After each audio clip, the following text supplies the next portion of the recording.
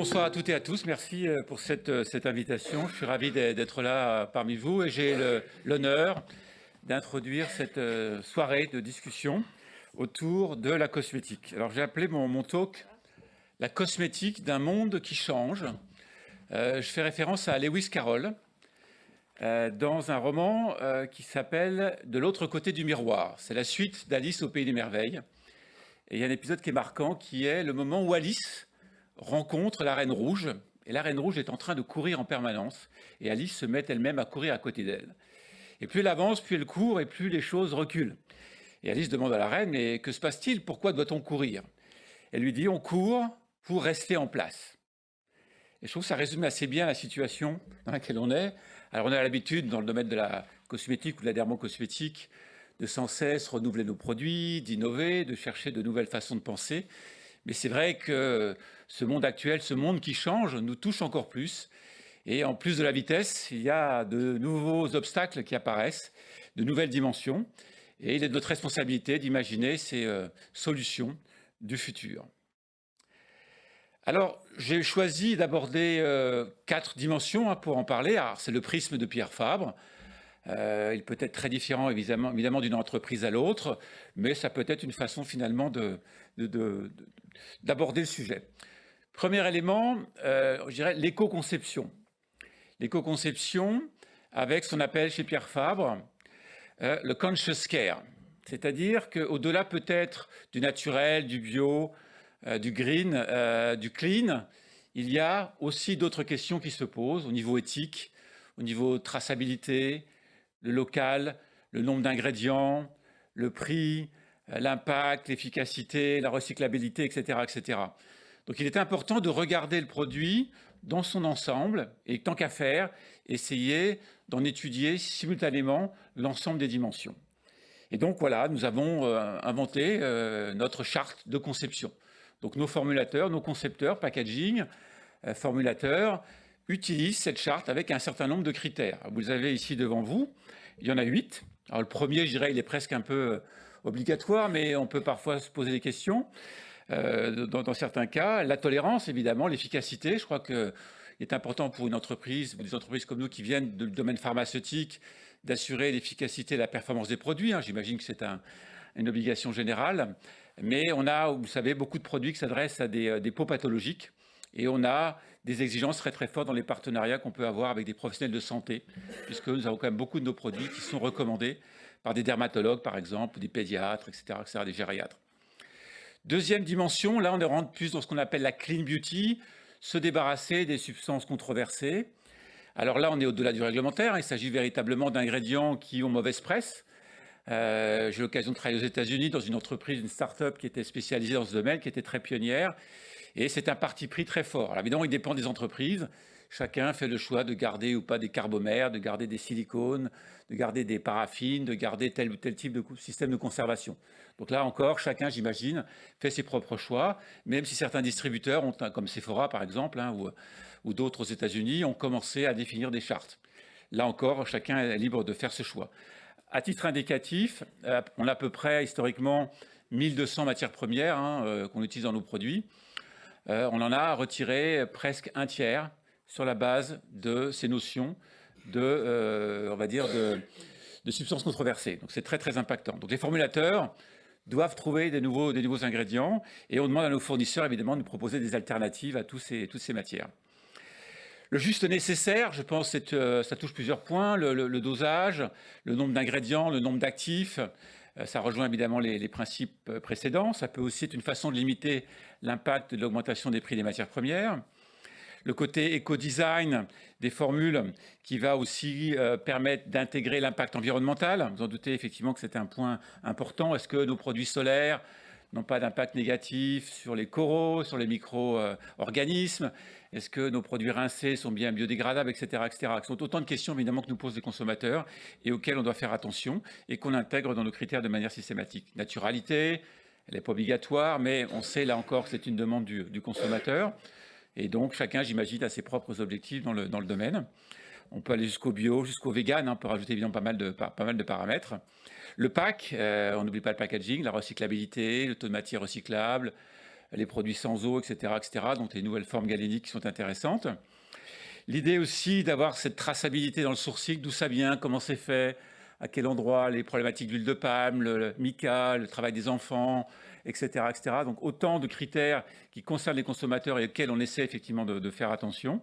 On a la chance effectivement chez Pierre Fabre d'avoir un certain nombre de matières premières fabriquées localement dans le sud-ouest, donc une très très bonne traçabilité. Et puis cette transparence évidemment nous oblige à communiquer vers le consommateur et donner des éléments, une sorte de blockchain si vous voulez par rapport à la composition des produits. Deuxième dimension, je pense que c'était intéressant de se dire quelles sont les solutions, quelles sont les alternatives. Et là, on a pas mal d'échanges avec nos partenaires, nos fournisseurs.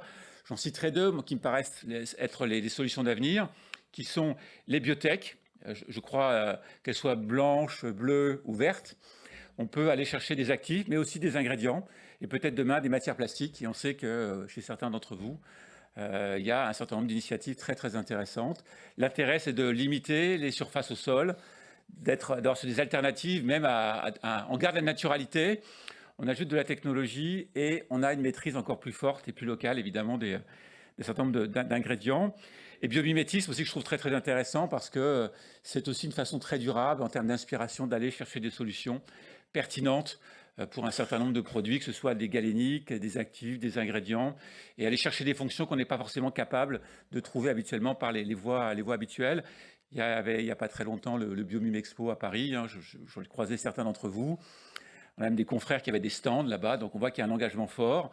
Ça s'implique en termes de packs, de formules, de procédés, d'industrie, voire de ressources humaines. On peut faire du biomimétisme appliqué aux ressources humaines, vous voyez, dans les flux, les interactions. Voilà, donc je pense que c'est quand même des éléments qui sont importants, intéressants, et qui me laissent penser voilà, qu'il y a quand même des choses excitantes. Je dirais que, faire un jeu de mots, que le meilleur est à venir en un seul mot, et que l'avenir se cache aussi derrière ces éléments.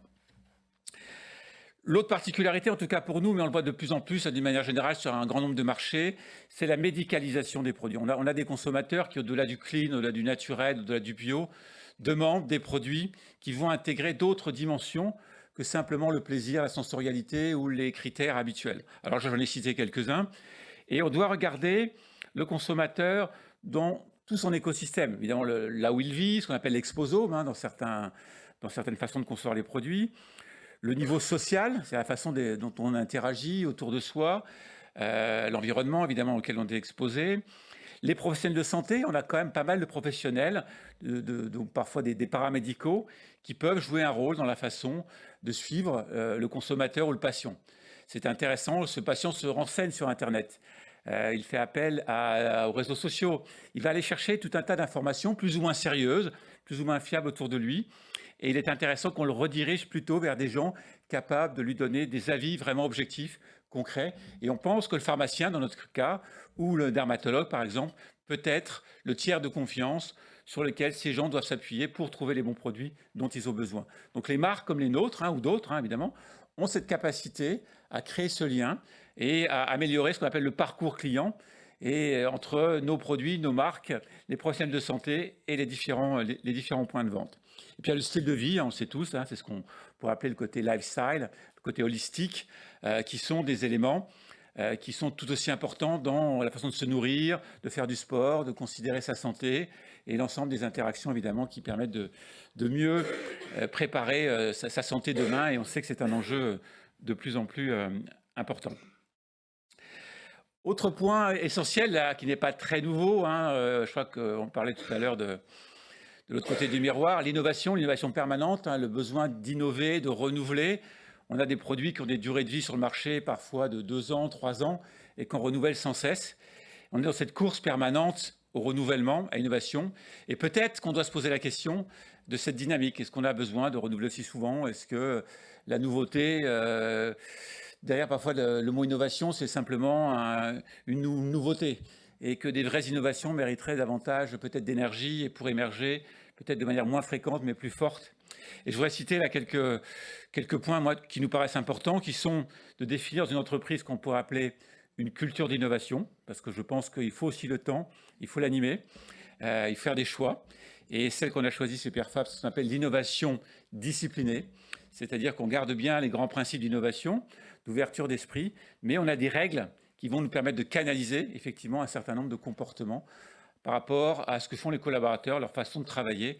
Dans ces éléments, vous avez quelques exemples qui sont détaillés ici, mais je ne vais pas forcément revenir, vu le temps un petit peu limité qui me reste. Il y a cette idée aussi d'insuffler, de porter, donc c'est une animation permanente, c'est quelque chose qui doit se faire au quotidien. Et je pense que la dimension managériale, la dimension des ressources humaines, les talents qu'on recrute sont importants de cette façon-là. Et puis, voilà, on a choisi de mettre en place ce qu'on appelle une Innovation Society, une sorte de club d'innovateurs, qui sont des gens qu'on stimule, qu'on récompense, qui sont nos moteurs, nos catalyseurs d'innovation. Et là encore, évidemment, chaque entreprise a ses recettes et ses façons de faire. Et puis, je vais terminer par cette dimension RH. Je pense qu'on l'a vu que c'était important, le talent au cœur de ces enjeux, au cœur de la réponse.